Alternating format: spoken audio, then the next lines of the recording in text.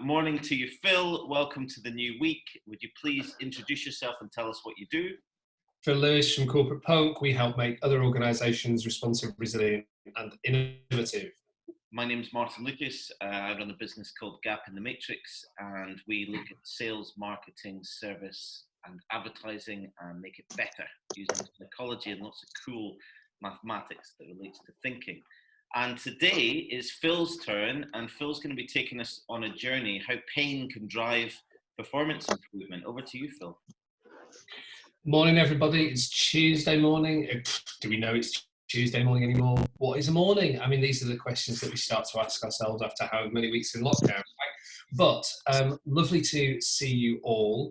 I wanted just to share with you, before we get into the webinar proper this morning, a kind of observation I would have over the last few days. And sorry, if somebody's not on mute, would you mind going on mute? Because you can hear a little bit of background noise. I got it.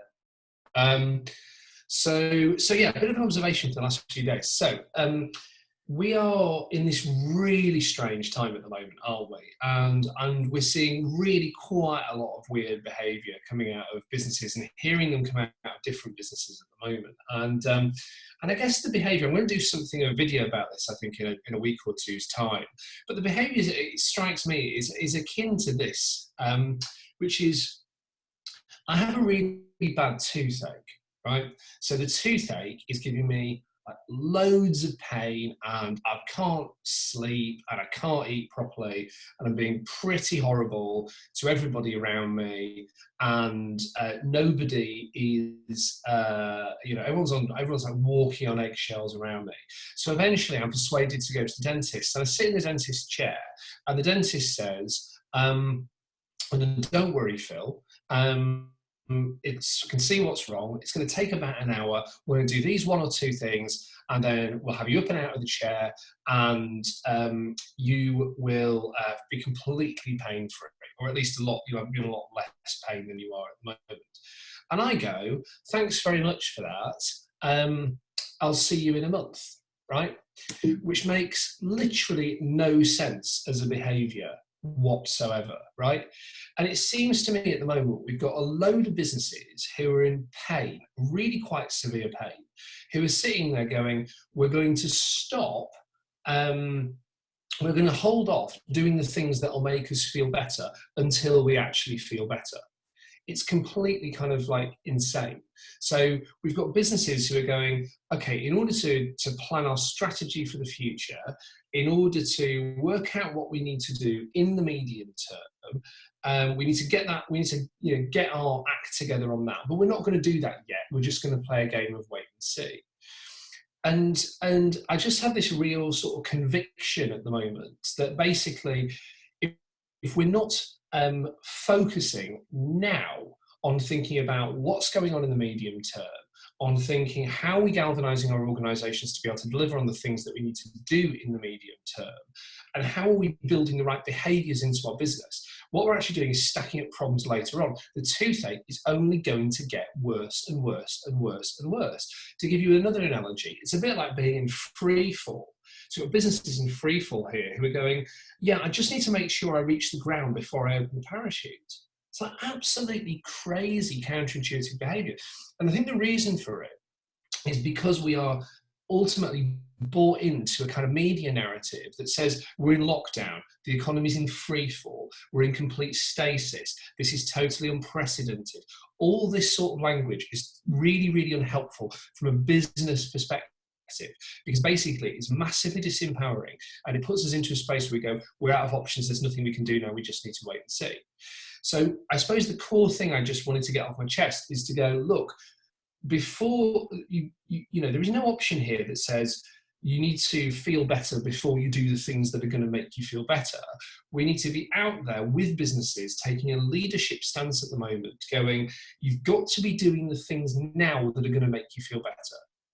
And that's a little bit of pain, yes, but it's really, really important it's done now, or else later on down the line, you are screwed if you remain in this paralyzed state.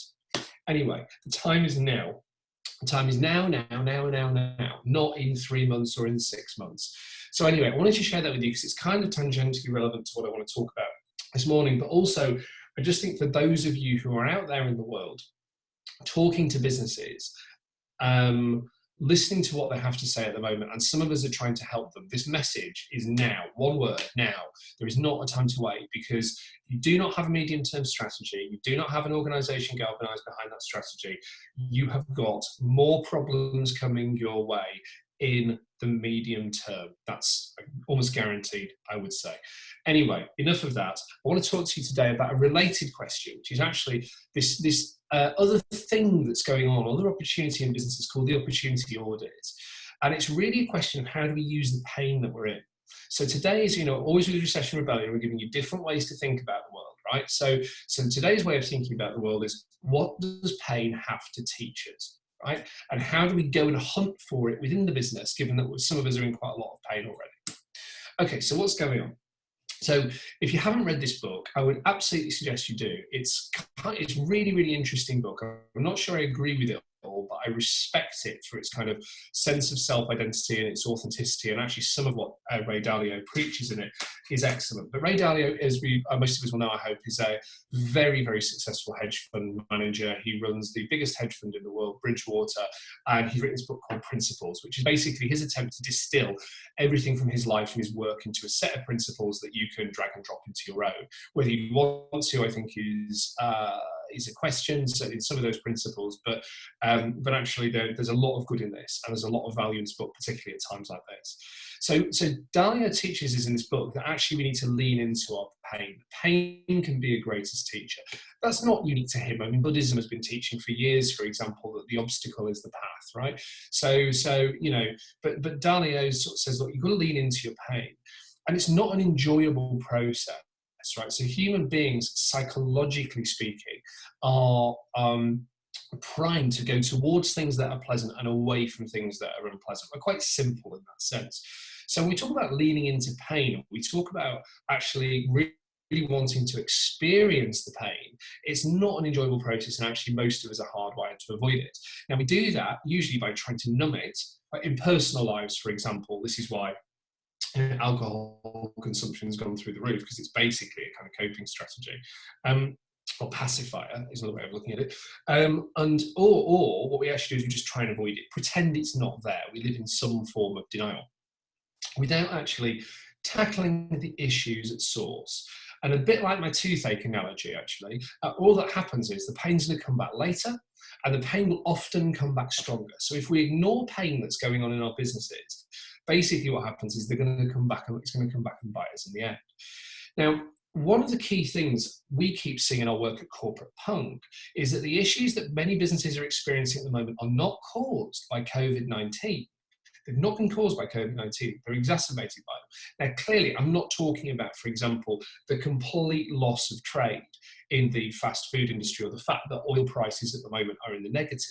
Those things actually are a direct consequence of the situation that we're experiencing. But there's lots of other things that aren't.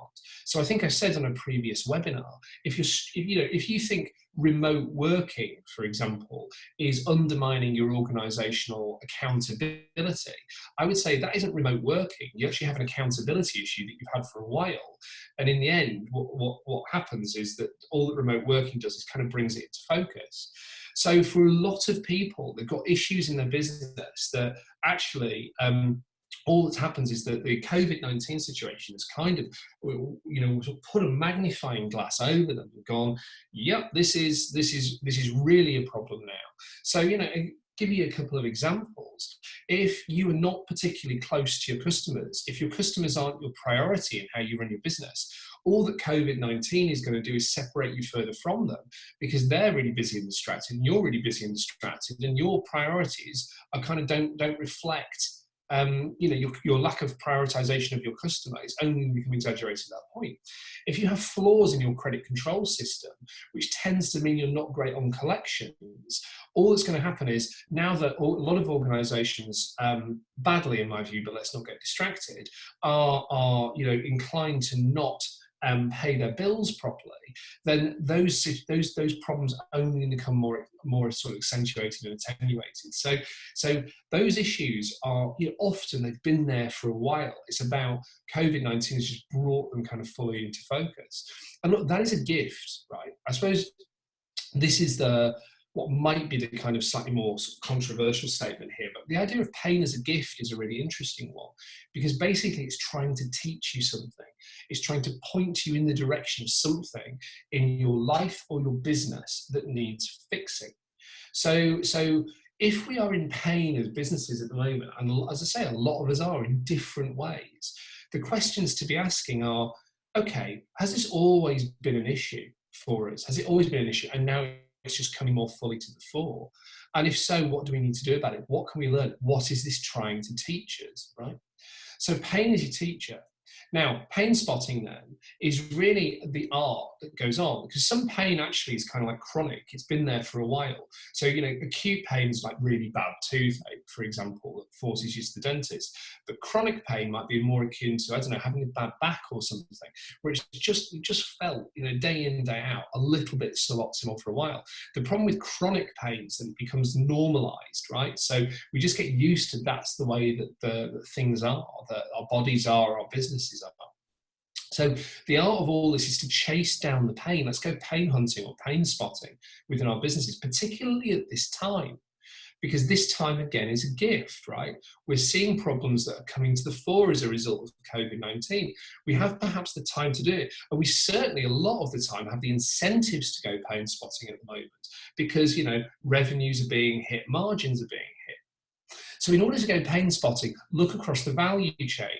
Now, that's across the entire value chain of the business. The danger is actually focusing on preferences or pet peeves. So, I have a particular bee in my bonnet about a couple of things that, we routinely don't do as well as I think we should at Corporate Punk. Fine, but they may not be the most important sources of pain to be looking at. So we have to be quite egalitarian in our pain spotting and actually look across the business and look at, try and focus on and avoid the temptation to focus on preferences or pet peeves. Also, the other danger is, one needs to look for root causes, not symptoms. The danger is that one ends up looking for symptoms. I always say to people, you don't really have business problems a lot of the time. You have people problems presenting as business problems. So, an issue on credit controls, to give you that example, may actually not be really a sort of a systemic issue with credit control, so much as the fact that you may have difficult conversations with clients that your people are avoiding, or you haven't done the relational work of building a proper sense of connectivity with the other organization's finance department. Do you see what I mean? So actually the root cause sometimes is not what the presenting symptom actually is at all. Also, the 5 whys, that classic questioning technique, is really helpful on pain spotting. So really chasing down that problem. You ask why to anything 5 times, you're pretty much guaranteed to get to the root cause. Now, what I would say here is write, don't just talk. The danger, a lot of organizations don't give good meeting. I might do a piece on meetings actually in one of these webinars, and actually just let's talk about the principles underpinning great meetings. But most of us have these conversations that just kind of go around subjects without ever really properly landing on them. And writing stuff down is so important because it allows that focus to come in. Another great way of pain spotting, by the way, and this isn't on the chart, but I'll tell it to you, is talk it into your iPhone. So if you've got a problem, just literally hit record on your iPhone and start talking, and then keep talking, perhaps for as long as 45 minutes or an hour. Because what you'll find is that when you get past the obvious and you really start to examine and walk around the problem, you'll find that new insights start to emerge from that. When you've done that, get it transcribed. So, we use a transcription company here, and a lot of the stuff that a lot of the Zoom calls that we have, a lot of the, certainly the interviews that I do for the Forbes column and so on, are all about, we get them transcribed because actually you can read them back for insight. And reading them back for insight fires off another part of the brain than the part of the brain that you just used when talking about something. And depersonalize, right? Now remember, when you're doing this, you're hunting for problems, not scalps. If we're in the blame game, all that's actually happening is we're introducing an incentive to bury the problem further, right? Because people will hide things that they think they're going to be blamed for. So we have to come up and out of that and stop talking about and stop kind of making it feel personal to people. So a good way of doing that is to kind of embrace the spirit of the retro and go, let's assume we all did the best that we could with the information and the resources that were available to us at the time. And now let's go pain spotting. Or you just, and this is critical, I think, is keep it systemic. So a lot of the reasons why pain occurs in organizations is to do with a lack of good quality systems thinking. So what happens is I basically have a problem. So in order, like a molehill in the garden, right? So what I do is get my mallet out and I smash that molehill down, and then suddenly 6 others crop up because I've not thought about, the relationship between the problem I'm experiencing here and the rest of the system. So a lot of the time, the reason we find ourselves creating problems in our business is to do with the lack of good quality systems thinking. So you've got to be able to keep it systemic. So to continue to hunt problems at the level of the system and at the level of root causes, not symptoms, across the value chain, and getting really in under all of that. And so as I say, chronic pain particularly might become quite normalized, but there is no reason to not be hunting it down right now. My word of the week is now, in case you haven't gathered it. So we've gone pain spotting. What do we need to do to actually fix the pain? How do we turn pain into gain, as my personal trainer likes to say to me? And he's going to have some work to do when we can go back to the gym, I can tell you that, people. So the foundations for this, as always, I like to use the same structures when we're talking, but the foundations for this are, have we got the right good quality insight coming in from our customers? Because if we haven't, then we've got to fix that. If we don't have good quality data coming in, we're going to have, not as much actionable insight as we need to. Team surveys and insight. Again, what can our people tell us about what our problems actually are? And that might be a case of qual work, or it might be a case of getting out there with some surveys and feeding some hypotheses into that. You need to have systems, blueprints, and flows. So back in the 90s, there was this briefly fashionable thing called business process re-engineering. And I remember being part of that process when I was just like this sort of really junior kid. And basically it was an entire floor on it, was the entire process of the business. And then there was a process of like physically walking through that and putting clouds down of where the problems actually were, which was in one respect a very good exercise actually to sort of physically manifest the system of the business. And the leadership mindset in all of this is focused, pragmatic, and non-judgmental. So pragmatic is what's necessary to solve pain. It's not always about let's try and aim for the idealized future. It's about how do we actually improve where we are right now by a meaningful increment.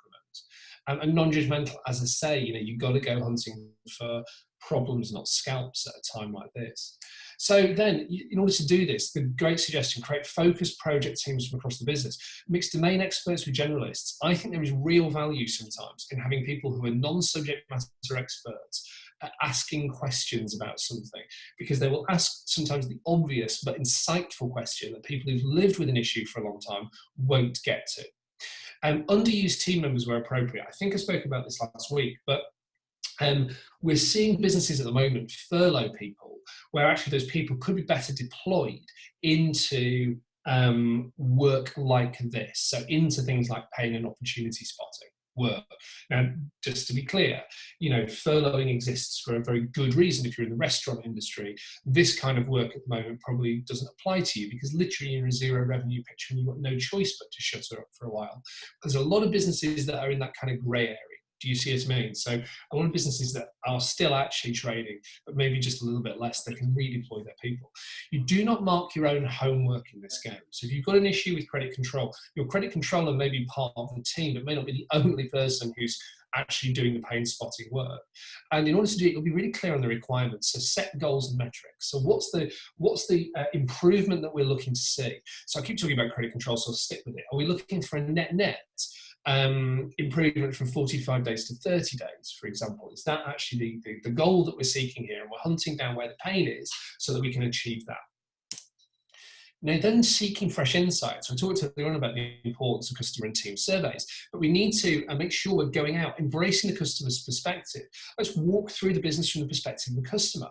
What might be going wrong? What might the disconnects be from their point of view? Is there a customer safari? I love a customer safari. I want to use. Is there a customer safari that we can do? So is it about actually going out there, living in the world of the customer for a bit and seeing what's going on for them, and then coming back and looking at our processes and our outputs through that lens. Don't be afraid to ask the difficult questions. I think, difficult questions, there can be a courage needed to step into that sometimes, to make sure that, you're really willing to go there and be properly present there. And then pursue problems through the system. So there's obviously there's often this complex relationship between cause and effect, right? So the things I do here, the outcomes I get here. So that's why you have to pursue problems at the level of the system, right? And then again, and this is worth referring back to the webinar I gave a week or two ago on the learning organisation, but testing, learning. This is critical. Plan, do, review, plan, do, review. I published a piece on Forbes this morning. I think we've put the link in the chat, which is about the 4-part playbook to survive any recession. It's worth a read. And again, always just talking back to the same fundamental principles. Plan, do, review. Plan, do, review. Don't imagine the first fix is the right fix, though. So we all can become overly wedded to our ideas sometimes. I know I can. So we've got to make sure that we've got, we're just testing and learning the fixes. Excuse me. Sometimes the fixes will create new pain, right? Sometimes, and that can be a gift in itself, because you actually might be getting closer to the actual source of the pain as opposed to referred pain, to use a medical analogy. And always remember, perfection is the enemy of brilliance here. We're not trying to create the perfect organisation, the perfect system. We're trying to create a high-functioning one that's capable of brilliance. It's a totally different mindset and almost that paradigm to be operating within.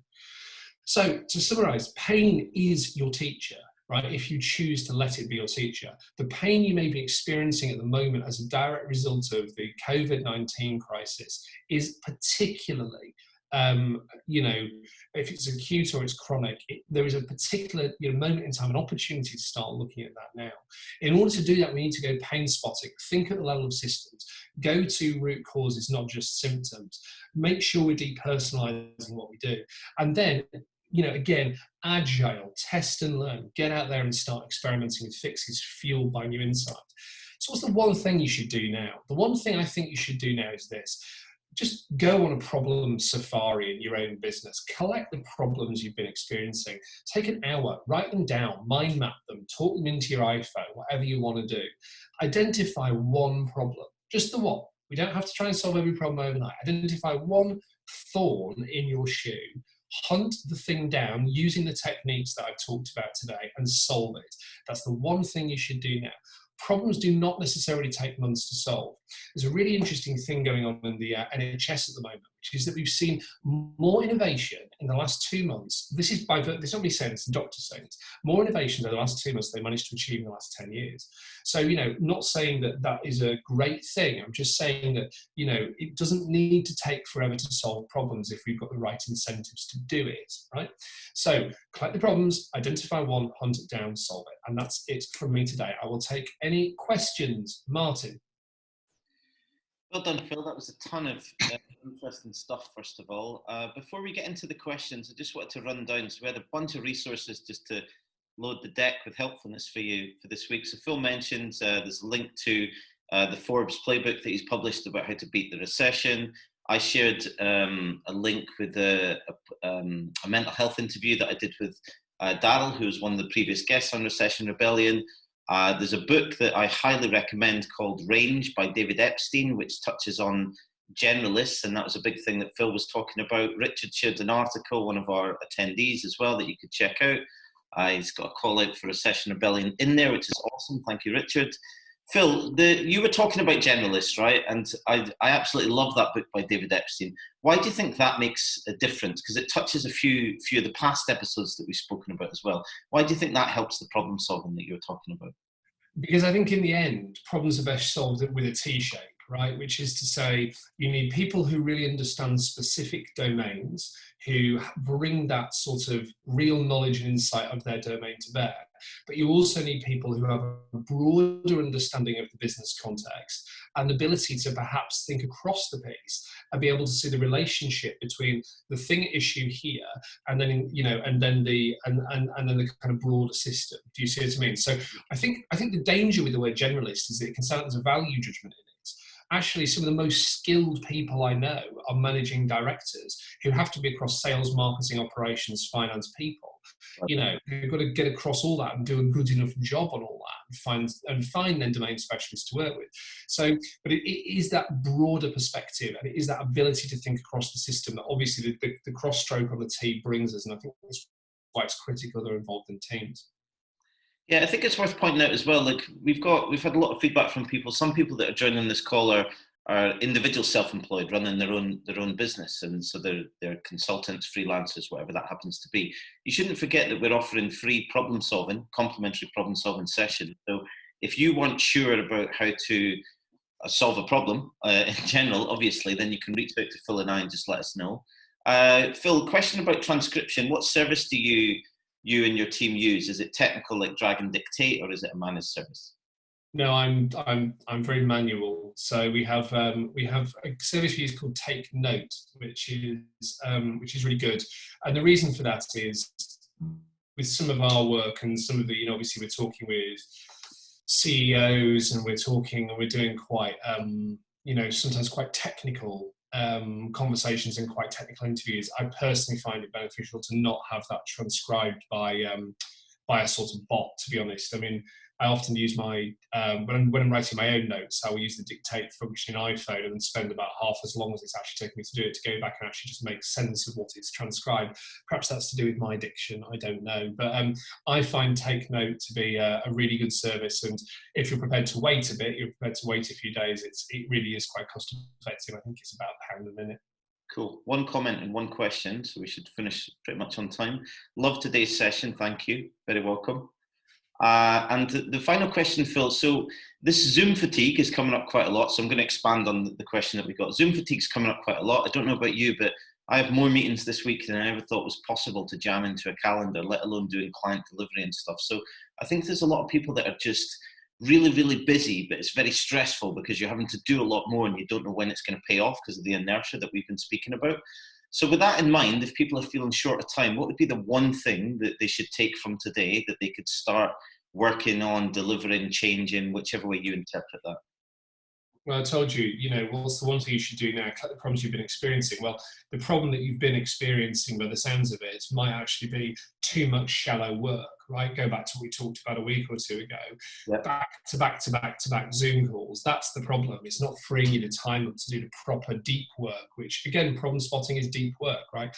So that's the problem that you need to fix. Hunt down what's really going on there. Is a mindset issue about panic? Is it actually that you're spending a lot of time? You spend a lot of time if you're not careful in sort of pointless networking meetings. Is it the fact that actually conversations that could be being made efficient are fundamentally inefficient? You're taking an hour to do something that you might actually get done in half an hour. Is it to do with the structure of your diary that actually in the end you're just seeing it as open season between 8 and 6 each day? There are so many fixes productivity wise. Our friend Daryl, who talked on this webinar about 3 weeks ago, is a master at that kind of productivity stuff. So I think that's the problem that we need experiencing. The one thing you should do now, find that problem. If that's the thing that's driving you mad at the moment, it's totally fixable. It's about the discipline to get out there and have the have the courage and have the logical, practical thinking necessary to make some changes on that basis. Absolutely brilliant, Phil. So let's just take us out. Let's just finish today and tell us the special guest and what we've got in mind for tomorrow, because it's an absolutely phenomenal session. So just tell us what it's about. So tomorrow we have a very good friend of Corporate Punks and somebody that I personally have been privileged to work with for goodness knows how long now. A lady called Julie Screech is joining us tomorrow.